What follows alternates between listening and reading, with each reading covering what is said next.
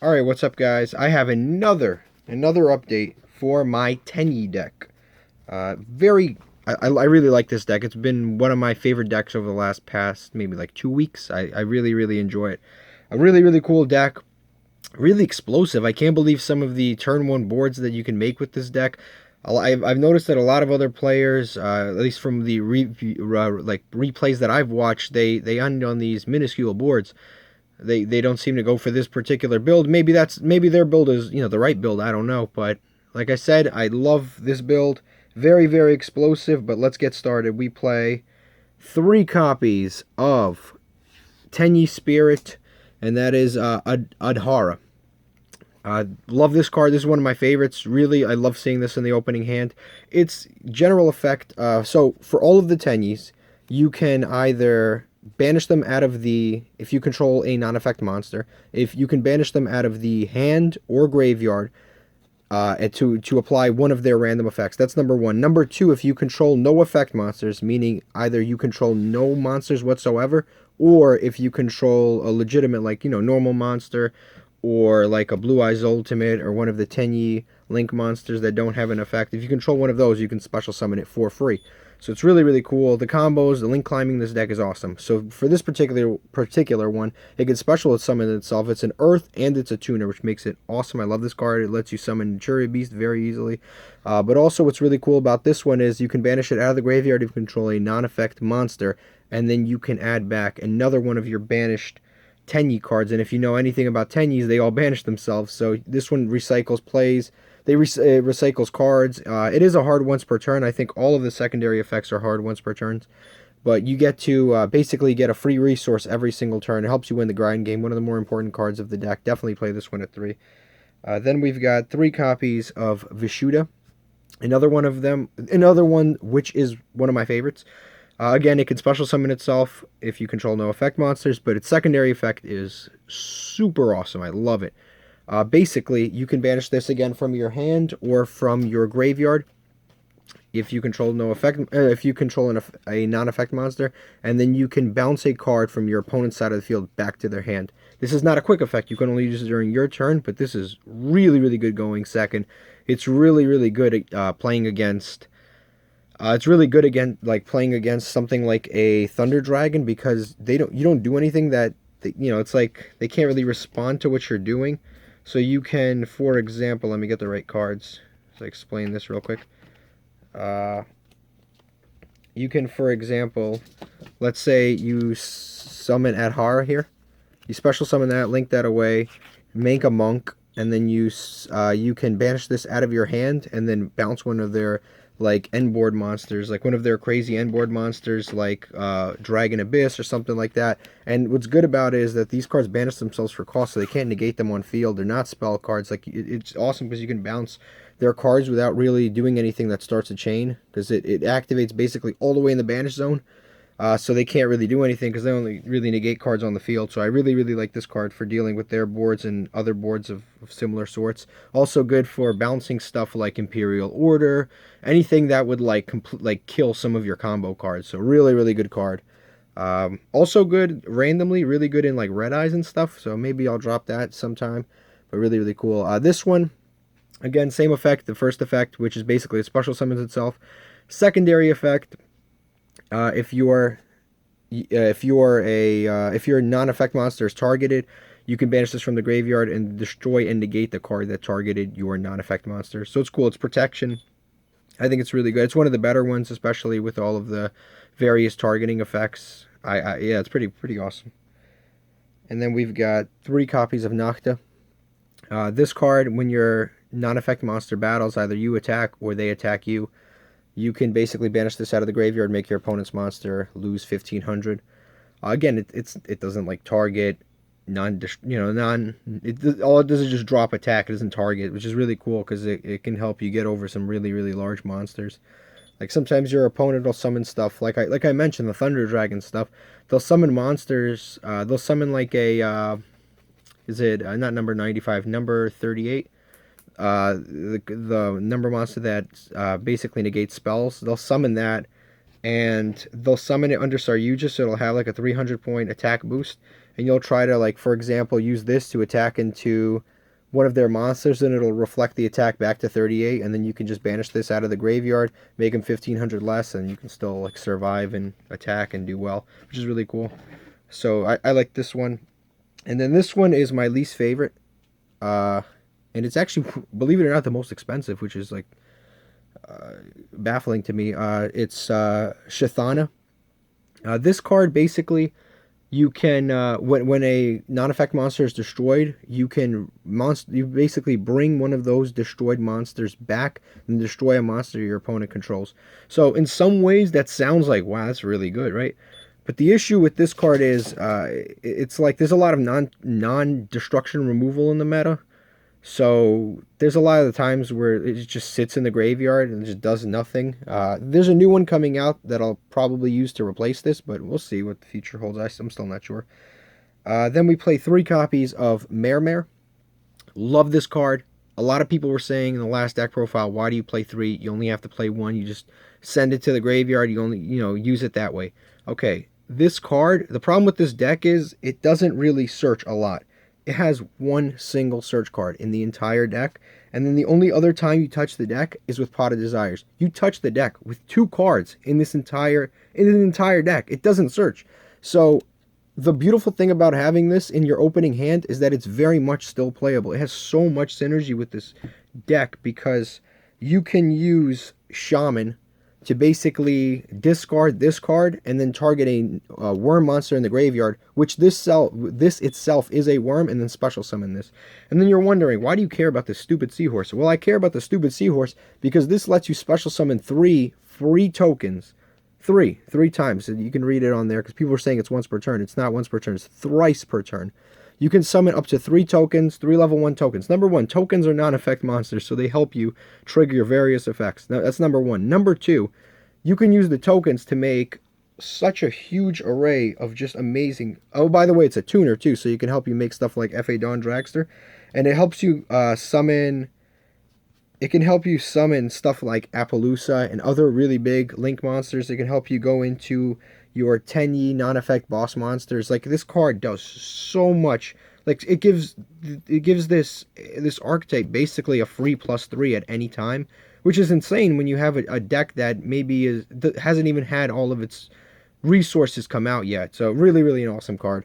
I definitely say max it out because, like I said, if you don't draw it in your opening hand and you can't foolish it, then you're never going to have access to it because this deck doesn't really search. Yeah, and it's like a tuner too, which is cool. Then we play the one of the Phantom Sky Blaster. This is basically a 4th token generator. When this card is normal summon, you summon tokens equal to the amount of monsters that you control, which in most cases you'll control 3 monsters. So summon 3 more tokens.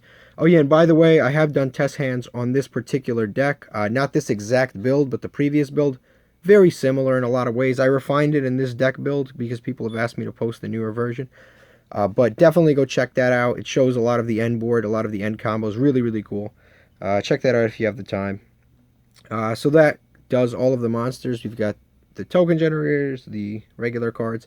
Then we play 3 copies of Vessel for the Dragon Cycle.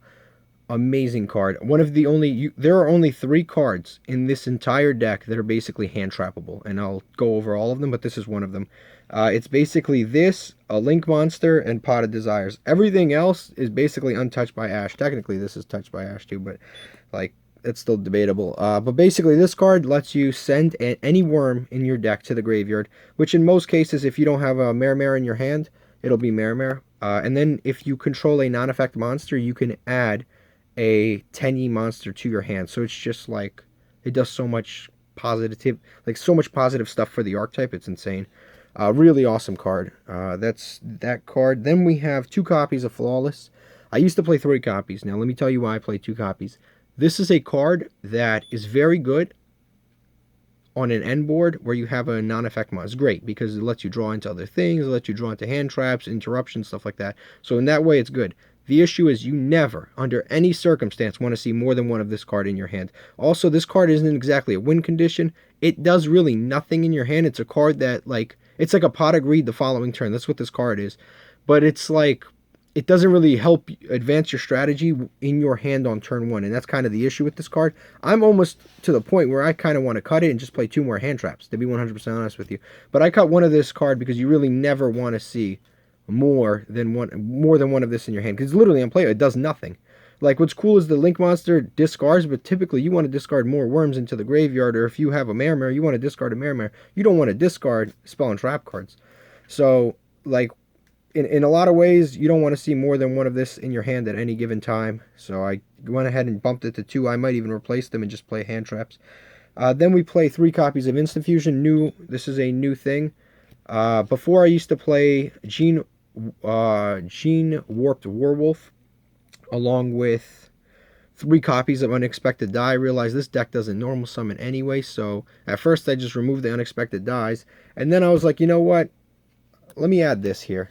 So Mud Dragon is very interesting. You play 1 Mud Dragon, 3 copies of Instant Fusion. Basically, this is like on your opening turn, you want to draw Instant Fusion, and you get the Mud Dragon out.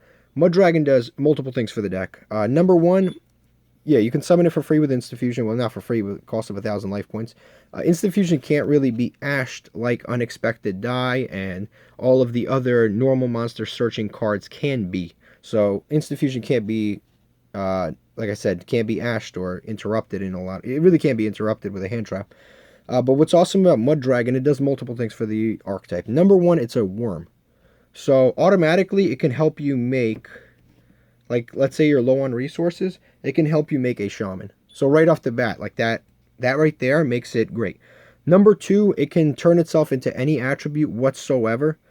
So you can actually make it earth, and then you can use that and Adhara to make a Naturia Beast, which is like such a good play, because Naturia Beast is like, sometimes against a lot of decks, Naturia Beast is a straight up an auto win, because you knock out all of their spells and they have no way of getting over it. Sometimes their hand is like cloggy, and you really kind of put the nail in the casket.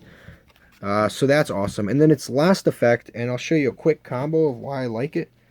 Like I said, remember what I said. I said only a few cards in this deck are actually hand trappable. And one of the only cards in your extra deck that is hand trappable actually is the Shaman.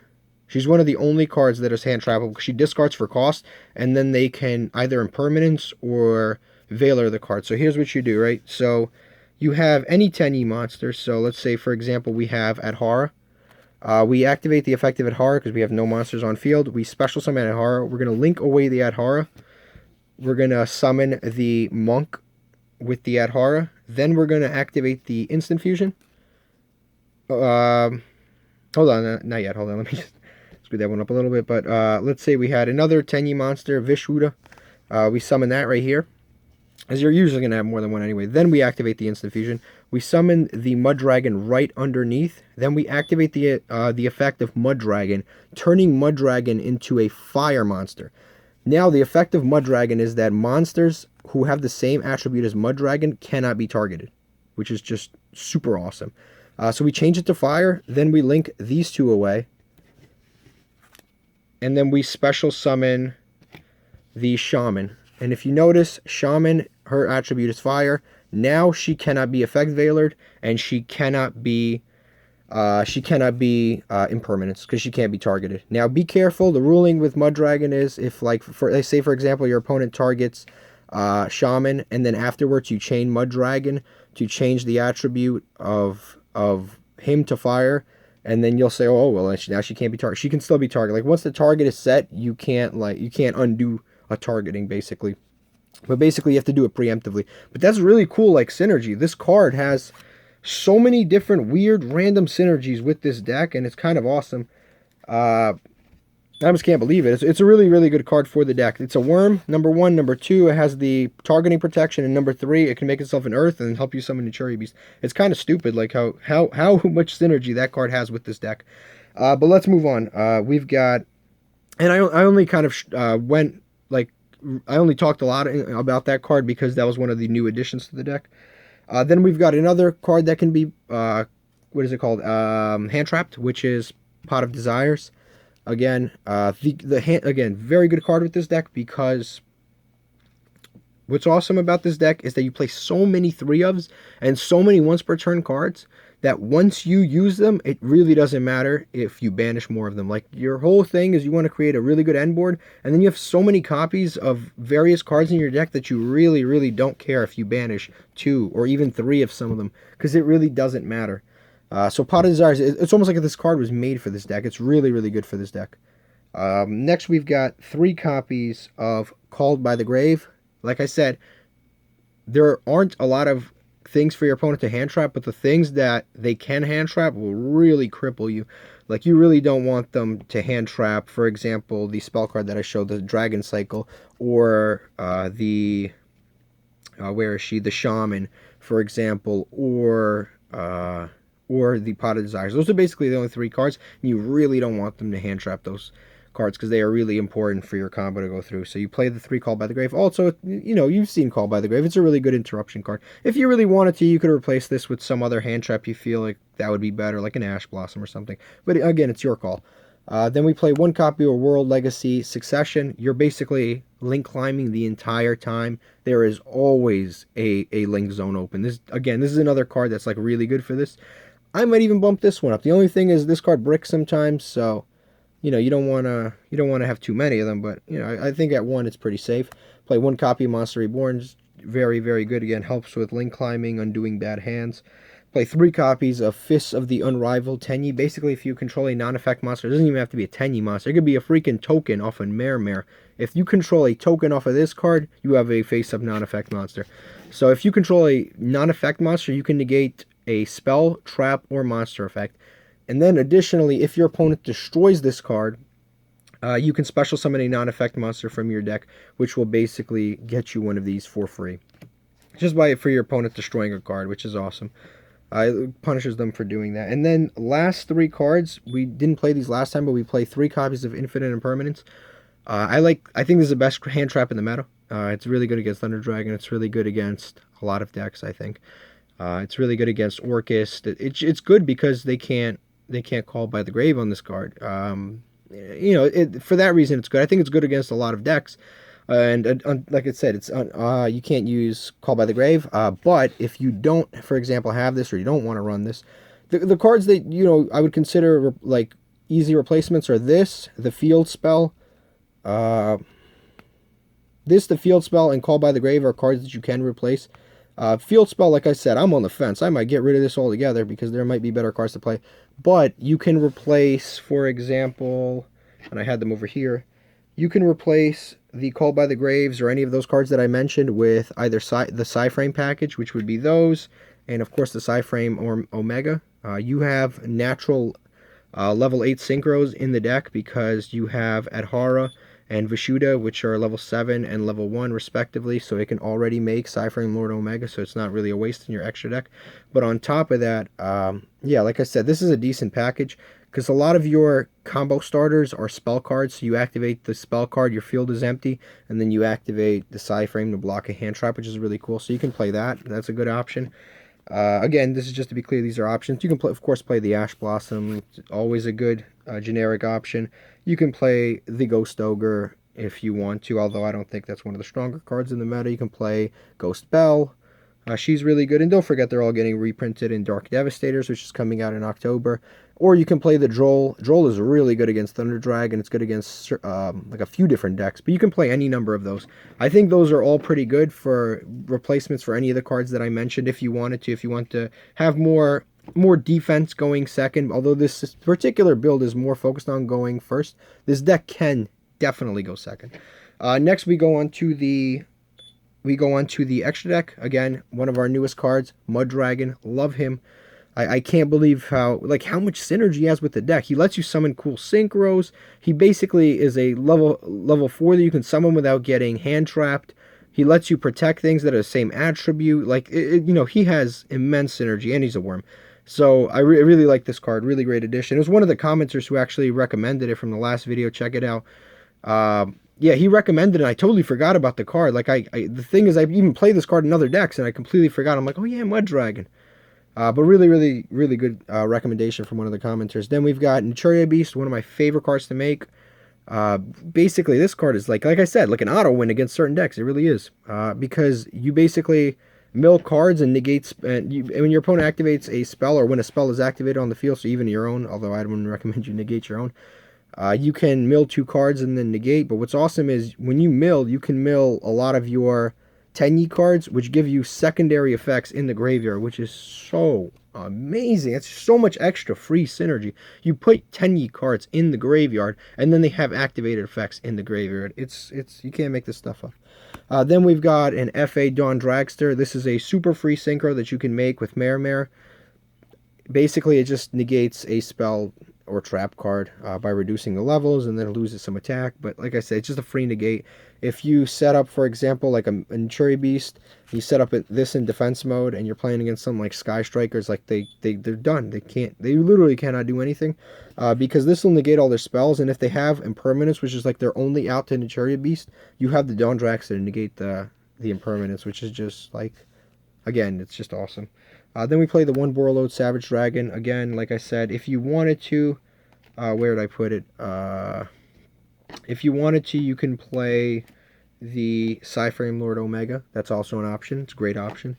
Remember, after you use the Shaman, you can't activate any more non-Tenyi extra deck monster effects after you use Shaman's effect. But you can also just make this with like a Vishuda, and yeah, you can make this with a Vishuda and an Adhara. You can just straight up off of these two, you can make it. There's a lot of ways to make it. It gives you negates. It gives you like an immense amount of attack. Sometimes this is more of like a turn 2 or turn 3, a card that you go into kind of when you're going for game, but definitely a very good card to include. We've got one Abyss Dweller, extremely easy to make, one of the better cards in the meta, and definitely against the meta. Definitely Abyss Dweller. You can also use Tornado Dragon. Listen, this is your life. You can do whatever you want. Then we play 2 copies of Monk. I used to play 3, but I'm like, you know what? I'm just gonna, like, there's ways to reoccur him. There's ways to go into other things. You don't need to play 3. He's basically a link 1, enables your plays. We got 2 copies of Shaman. Her effect, you discard to summon a worm from the graveyard. Awesome card. Lets you summon Mare. Not a lot of cards in this game can summon Mare, and she lets you summon Mare. One of the best token generators. One of the fairest but best token generators. And then its second effect, which is really cool, if a non-effect monster engages in a battle, you can activate this card's effect to destroy a card on the field, which is, awesome. And then, of course, when you destroy, like, let's say, for example, you destroy the monster you were attacking, a replay occurs, and you can just attack again. Then we've got 2 copies of Berserker, another really, really cool card. 3,000 attack. It just needs a link monster and then any 2 monsters. So you can use, for example, 2 Mare tokens, and then you use the last Mare token to make a Link Karibo, and then use the Link Karibo and the 2 Mare tokens, and then you can summon this. You don't even have to like link climb or use any more extra deck resources. You just go straight to this off of 2 tokens and that. And then we have the Link Karibo for the Mare tokens. Link Spider, just in case, again, for Mare tokens, along with other things. Like, for example, you can Phantom Skyblaster, its tokens aren't level 1, so you can use those. Proxy Dragon, because I found that Proxy Dragon is actually better than a lot of the down pointing cards like Lambda and a few others, and the ones that point up. I found that this is actually better because it lets you make a wider board, which is really cool. And then we play the 1 Appaloosa Bow of the Goddess. 4 negates. Very, very easy to summon in this deck. Again, with Mare. Mare is just out of this world. It's a card that, you know what, a lot of decks do not have access to, but this deck does. It's free +3. And then let me just go over a few more options for the extra deck. We've got the Psyframe Lord Lambda. Basically, if you are already playing the Psyframe Lord package that I showed you earlier anyway as your hand trap, because I said you should play at least 1 hand trap in this deck. If you decide to play this, the Psyframe Lord Gamma Driver, and then the Omega, you might as well play the Lambda, so if you have it, you can activate it out of your hand. It's also just, it's generic, so all it takes is 2 Link monsters, so you can replace the Proxy Dragon with this, and then you just have another way to, just kind of maybe throw this on the board if you have, for example, the Psyframe Gear Gamma. It's not bad, right? So that's an option. You've got, for going second, the High Speed Roid Chambara. You can, again, with Mare, easy to make. This card is really easy to make, or with the Adhara. So Adhara is a level 1 tuner, and any other, and you've got a few different level 4 Tenyi monsters. So the level Tenyi The level 4 Tenyi monster and the Adhara easily make Spheroid Chambara. Its effect is basically it attacks twice per battle phase, and that isn't held behind by Shaman, because Shaman stops effects from being activated, but that's a continuous effect. It always has the ability to attack twice in a battle phase. So this card can attack twice in a battle phase, which is really, really cool. And also it gains attack, 200 attack when it does successfully attack. And then we've got the Reaper-Docus if you want to turn, for example, stuff into Earth and then making Cherry Beast a little easier. But I found that to be a little bit of an awkward place. I ultimately removed it. But again, if you want to play around with it, it's your life.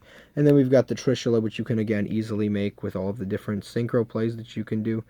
But you know, it's up to you. It's just more options than I'm showing you. But that is it. I'm very excited about this deck. I keep, like, learning more about it. I keep playing it. It's one of my favorite decks that in recent times.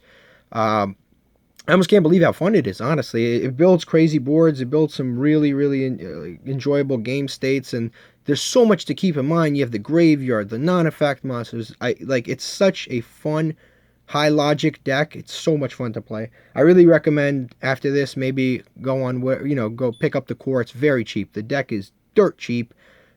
Even all of the extra deck, with the exception of Apollousa, is like dirt cheap. Let me just double check. Yeah, everything except for Apollousa is dirt cheap. I almost can't. This deck would probably cost you $50 to make, if you don't include the Apollousa and the Boral Savage Dragon, and the Impermanence, and you just replace those with Ashes. This deck will probably just cost you like $50. Really fun. By the way, I did do combos, test hands. If you're into that sort of thing, check it out on my channel. I show you exactly how to play this deck, exactly how to play through hands. But yeah, check that out. And thank you for watching. I really enjoyed making this video, and subscribe.